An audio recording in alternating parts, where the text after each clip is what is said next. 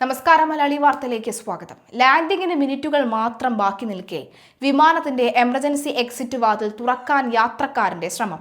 ശനിയാഴ്ച രാത്രി ബാംഗ്ലൂരിൽ നിന്ന് വാരണാസിയിലേക്ക് വന്ന ഇൻഡിഗോ 6E185 വിമാനത്തിലാണ് നാടകീയ രംഗങ്ങൾ അരങ്ങേറിയത്.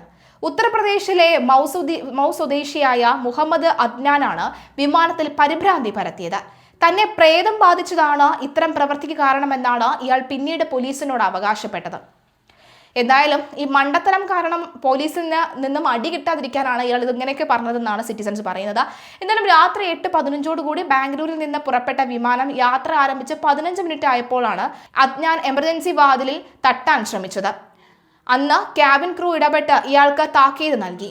എന്നാൽ വിമാനം വാരണാസി വിമാനത്താവളത്തിൽ ഇറങ്ങാൻ 500 അടി മാത്രം ഉയരത്തിൽ നിൽക്കെ രാത്രി 10:20 കൂടിയാണ് ഇയാൾ വീണ്ടും എമർജൻസി വാതിൽ തുറക്കാൻ ശ്രമിച്ചത്. സ്ഥിതിഗതികൾ വഷളാകുമെന്ന് കണ്ട പൈലറ്റ് ഉടൻ തന്നെ ലാൻഡിംഗ് ഒഴിവാക്കി വിമാനം വീണ്ടും ഉയർത്തി. തുടർന്ന് സുരക്ഷിതമായി 10:35 കൂടിയാണ് വിമാനം വാരണാസി ലാൽ ബഹദൂർ ശാസ്ത്രി അന്താരാഷ്ട്ര വിമാനത്താവളത്തിൽ ഇറക്കിയത്.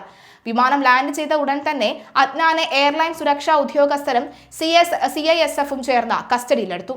ചോദ്യം ചെയ്യലിൽ ആദ്യം താൻ എന്തിനാണ് ഇത് ചെയ്തതെന്ന് അറിയില്ല എന്ന് പറഞ്ഞ അദ്നാൻ പിന്നീട് തനിക്ക് പ്രേതബാധയുണ്ട് എന്ന് അവകാശപ്പെടുകയായിരുന്നു. ഗോവയിൽ അവധിക്കാലം ആഘോഷിച്ച് മടങ്ങുകയായിരുന്ന താൻ വലിച്ചത് ഈ എമർജൻസി വാതിലിന്റെ ഹാൻഡിലായിരുന്നു എന്ന് അറിയില്ലായിരുന്നുവെന്നും പിന്നീട് ഇയാൾ പോലീസിനോട് പറഞ്ഞു.